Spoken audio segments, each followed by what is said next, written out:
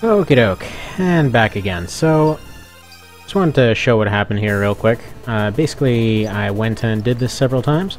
Got everyone a little bit upgraded, so he's looking a little bit like some sort of bizarre Ice Witch ninja now. Yeah, Steve's gotten some fitting armor. Let's see. Vin, you're basically invincible now. Inexplicably, putting on plate mail didn't actually lower the movement that much. Let's see here. Yeah, so friggin' leather suit. That's the difference between these two. Yeah, apparently their speed is so friggin' high that doesn't even matter. So yeah, Vin's basically invincible. Dummy is given this stuff. I don't remember why. It'll look cooler on somebody else, but for now they're just holding on to it. I guess Beast wants something, huh? There we go. Actually, no, wait. That's why I didn't put anything on Beast, because it just puts them under. I want to keep all of them at like 7 or 8, more or less. Brick is more of a brick. And Fury still doesn't have anything. Aimee got the Volcatus. Turns out you can apparently get some pretty nice stuff in pretty low expectation kind of fights here. So what I've been doing is kill off the leader within 6 rounds. 4 are realistically all that's needed, but sometimes the AI likes to kind of mess with it a little bit. Also, Eleanor is some kind of bizarre robot ninja now, so that's whatever. That's just kind of what happens. So, here's what I've been doing. Popping up these 4. Like I said, usually it's, well, sometimes it's 3 rounds, usually it's 4. Ends up going up to 6, depending on a few different things.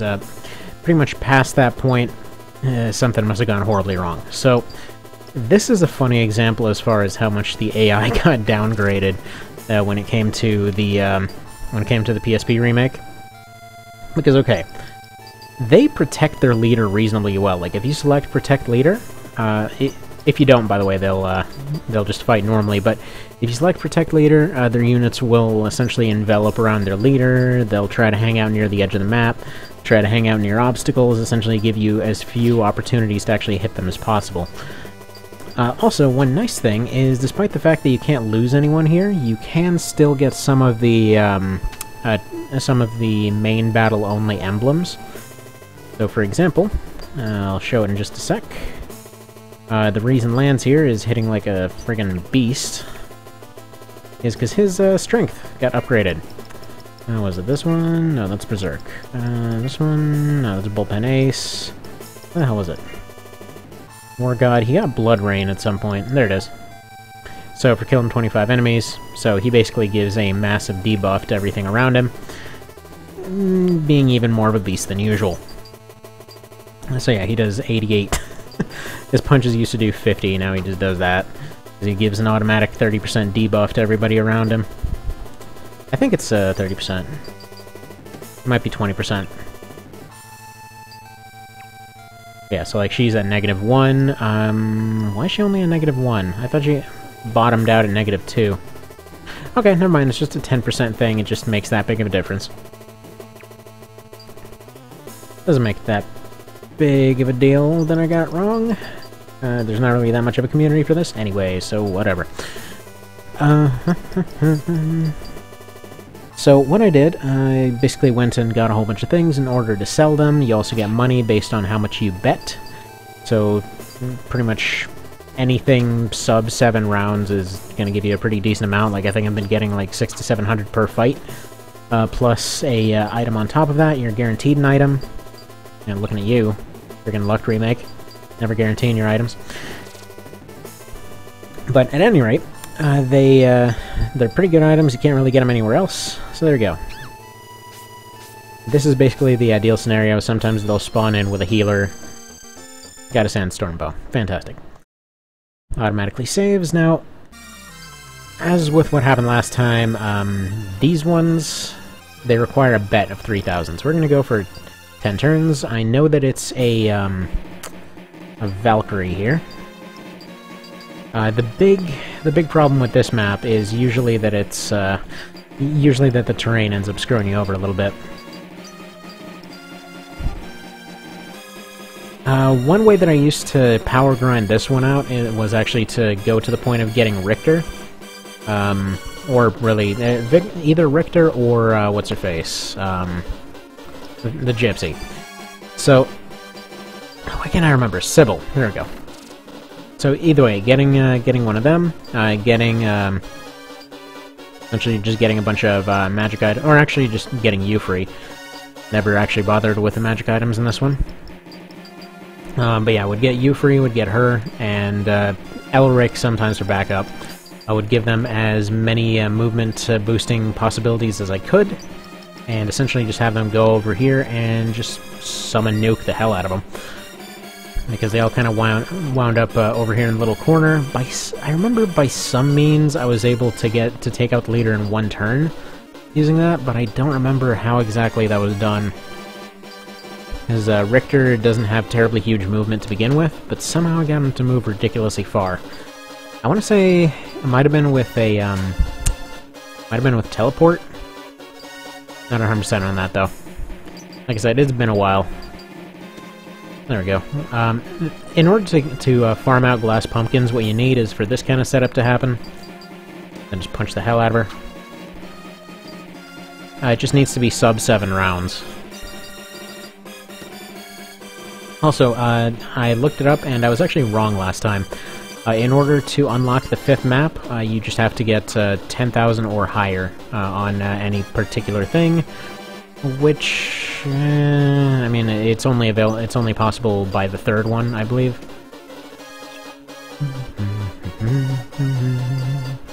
Let me take a look here. Yeah, by the looks of it, that's only possible by the 3rd one. To basically win the fight under any conditions by 1 to 3 turns. So you get that one after Astoria.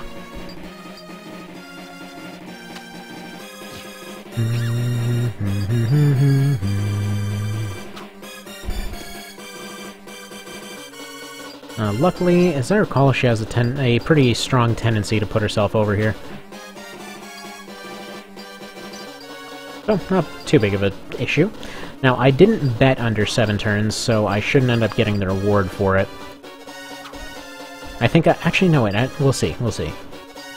I believe the bet decides how much money you get out of it, and then what you actually accomplish depends on what your reward is, if I recall. Let's see, 2,500 and Volcatus. So that's... yeah, that's for the 10. That's specifically for the 10. Alright, so we need 6 or 7. We're gonna go ahead and just bet 7 then. Give that another go. I might have to go here in just a minute. Actually, yeah, if you do 6 or 7 or 4 or 5, you end up going positive on your bet. So we're gonna go 7 for the first one. Double check how the AI is responding to this kind of stuff.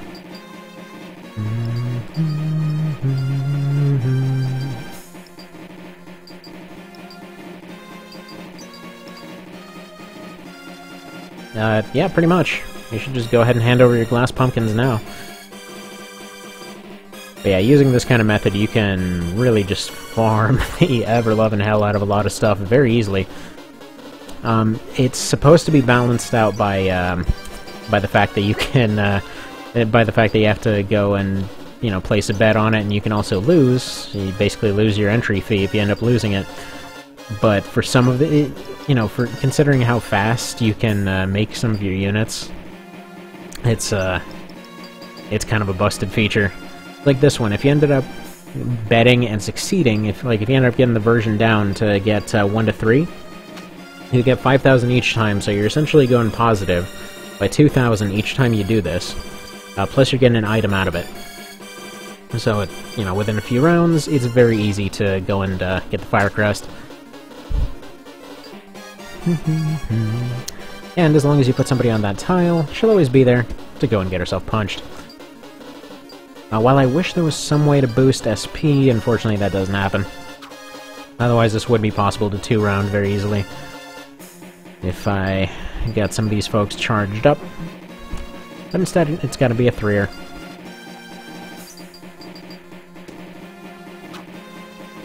And then ideally, you just leave one going out there to fight everybody else. Hopefully leave their back turned. And everybody piles on them. What's funny is Lance's actual defense is pretty low. At this point, it's just his evasion that's super high. So they may still end up going and targeting him. I was planning to at least get him a Fire Crest, because worst case scenario, that at least practically guarantees a win. And I may not do this for the other ones, just because I think this is the easiest Fire Crest to actually get.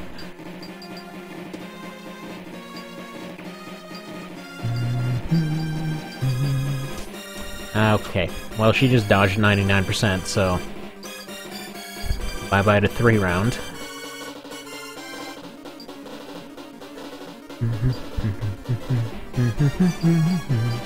It doesn't matter. Ooh, nice. That fairy just punched out 100.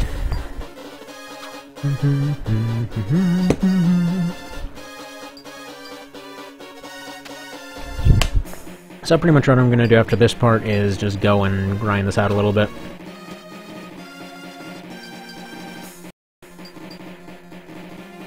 Yeah, that little pause was just me dragging the window across the screen. And I actually forgot up to this point that ninjas get access to the ice field. That's why Lance's set up as a mage build right now. Because he can be pretty devastating with that. Well, not to this one, because they're pretty well resistant, but, you know, compared to what that guy did, he basically does the same kind of damage. So he can get pen and sword now. Just go and collect all of them. Oh, there we go. He already got it. Hammer of Tears. Why didn't they use that name for the remake? Water Hammer, what the hell is that?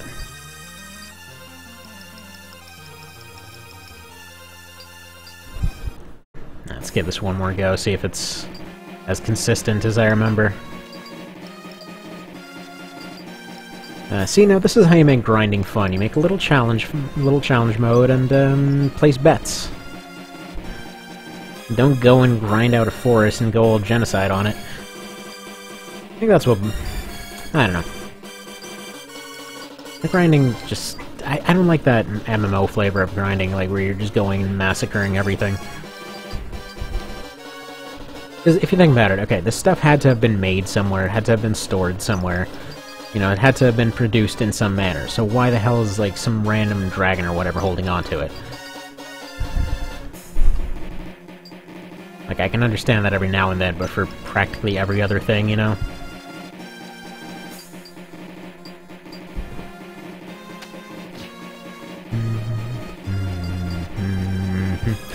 By the way, that guy right there, this kind of stuff, this is exactly why I was worried about doing Astoria. Because it's essentially 2 of them doing that for an entire fight. Alright, I guess you want to get punched over here this time. That's fine.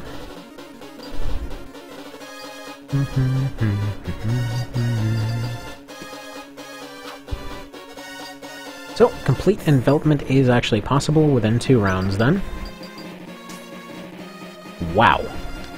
Mosquito's luck sucks. That's 299% that have been dodged.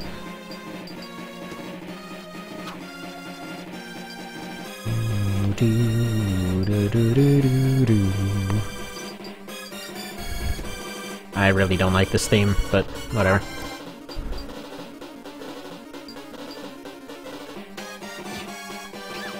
Goodbye.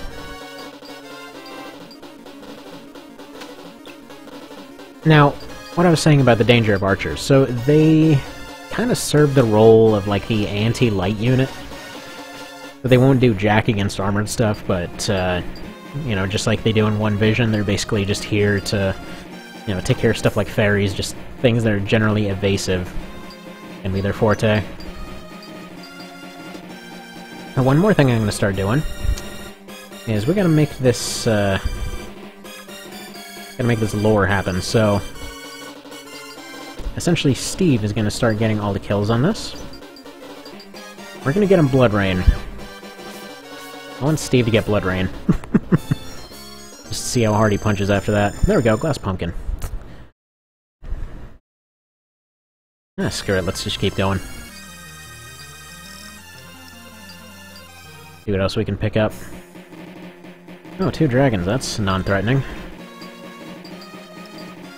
This is like the only friggin' game you'll ever hear that said.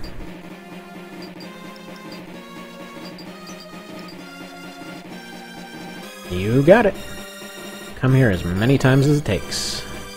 Until you give me all your glass pumpkins and loots. And possibly other amazing items. Can get stat boosting items off this, can get all kinds of money off of it. I mean, hell, the other one's free to go into, so you can just grind to your heart's content. Who needs random battles, and who needs to put your dudes at risk? And that's the way you do it. That's... I don't know. I know I'm kind of repeating myself here, but that's the way that you need to do this kind of system, I feel. Like, if there's a permadeath system, there needs to be, you know, also a training system, some kind of safe way to do a lot of stuff, and then there's just that constant equation up there of, you know, do you do the safe thing, do you do the difficult thing, you know, limit off the safe thing in a lot of cases. I just didn't see that done properly in a lot of cases.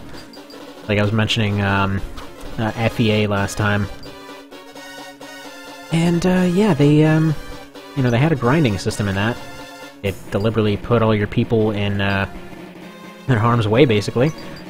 Like, I kid you not, it was just an item that you got that was just, hey, summon a zombie horde and fight them. And then you just got zombie versions of a bunch of generic enemies. And that was basically your grinding, and you did that over and over and over and over and over. And they tried to limit it by the amount of time that it took. Like, you could only go one every few hours or something. But if you're just playing that thing on and off, like it was a case where I would go and, you know, get some work done, do some other stuff, just like go on a bathroom break or whatever and just, you know, pick the thing up, do one of those fights, go do another one, just to see how far, just to see how ridiculous the grinding could get. Now, as far as how ridiculous, well, let's see. Had 2 units. They were basically useless.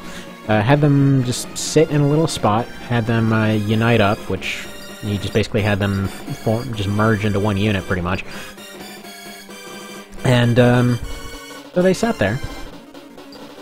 You know, it would seem like everything was all well and good. Alright, hang on.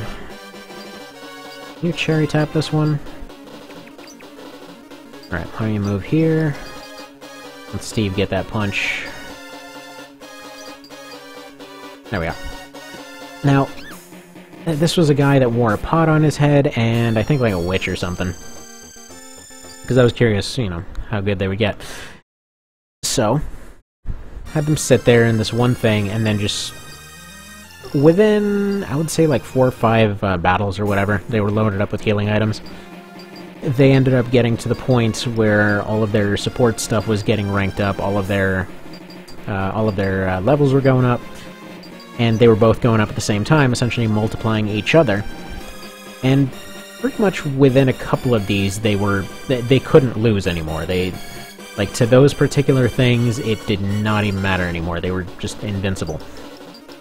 And so I kept doing that over and over, and each time you could go and buy a class change item. You had promotion items and class changing items. And, because they had free DLC, essentially this came with several free versions of that. You just had to grind out in-game money, which you were getting out of that grinding anyway. So, it was this endless cycle where you would have them max out their class, you would then promote them to their upgraded class, then you would go and downgrade them into a different class, then max out that one, re-promote them. And you're really only limited by how many of those items you could afford. And you could infinitely do this, so you could actually give them maximum stats with very little effort. It was gross. It was the most poorly balanced thing I've ever seen, which is kind of funny. Because recently I decided to go and take a look at the TV Tropes page on it. They're like, oh, it didn't like grinding, they didn't like giving you opportunities to grind. It's limited by and, you know, you can only do it every few hours, and I'm just thinking that was the most easy grinding I have ever seen in any game ever. It was just actually, no, wait. I take it back. There's one exception. And that was Civ Revolutions 2.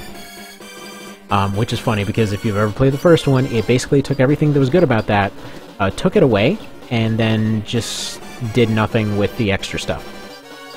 It's basically if you took the Civilization formula and made it into kind of a lunch break game, but it's the only Civilization that the Vita got, so, you know, such is life. But, okay, so, like, for example, in the original, it uses this battle system that's more or less each unit has a particular attack score and defense score, and then they pretty much create a fraction based off of whatever those scores were.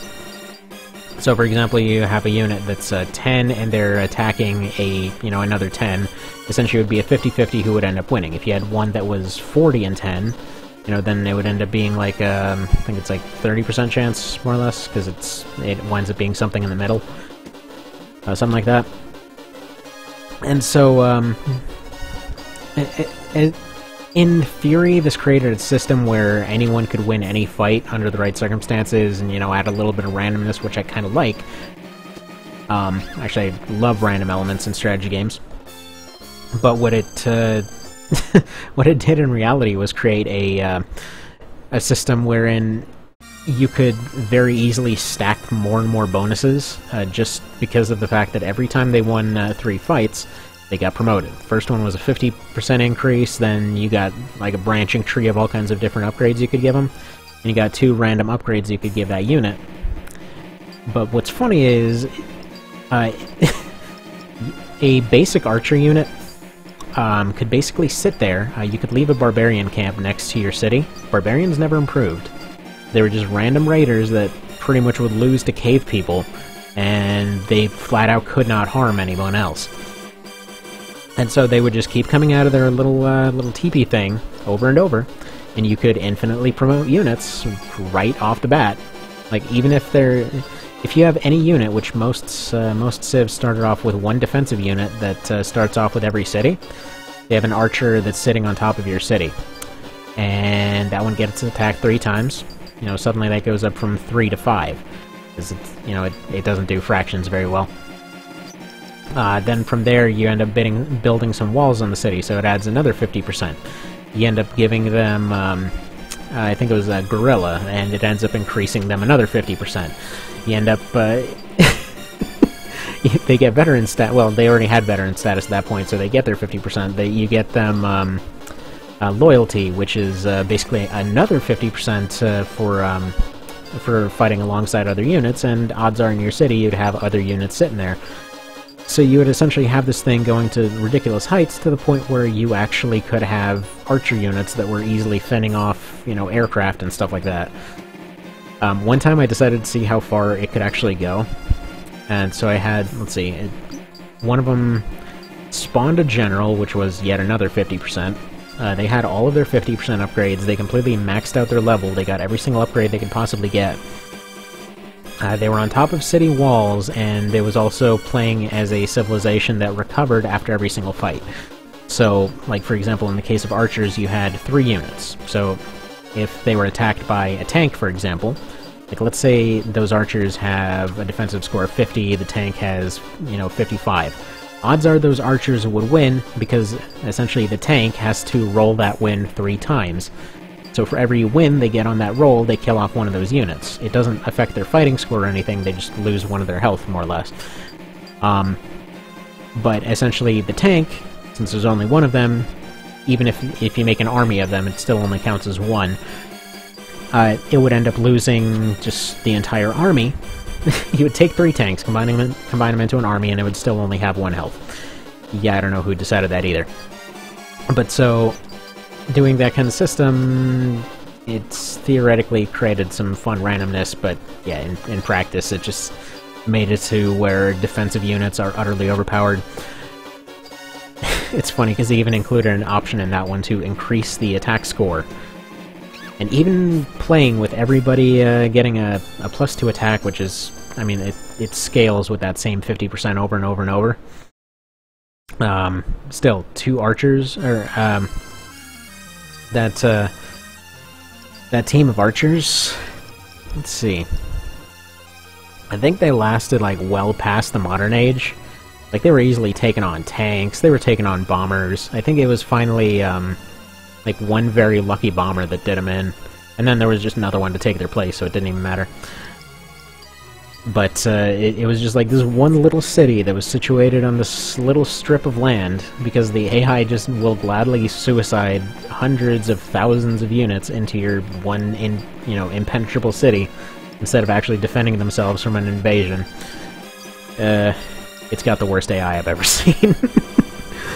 Like, it's funny because they forgot to program in any kind of logic as far as what they do with these barbarian camp things, which there's no option to turn off. You can lower the amount of them, but still you'll run into situations where they have this camp that's just... Like, let's say they're on a peninsula, right? And there's a one-tile area going to connect them to the rest of the land. They won't expand. They will not do anything other than build up their one city. They won't even go in the water, because for some reason it takes extraordinary lengths for them to actually consider putting some units on a boat and moving them somewhere. So they flat out won't do any of that, because that one's right there. Like, they just got completely map screwed to the point where they will literally do nothing the entire time. Even, highest difficulty, whatever, they will just do nothing. It's kind of funny to watch. But at any rate, I think I might as well just kind of call it here. This is not really going anywhere. I mean, best case scenario, we'll end up getting that thing within a few more tries. We'll see. Just mostly ranting and rabbling and terrible music. So, I think I'll go ahead and see you next time. Alright, bye.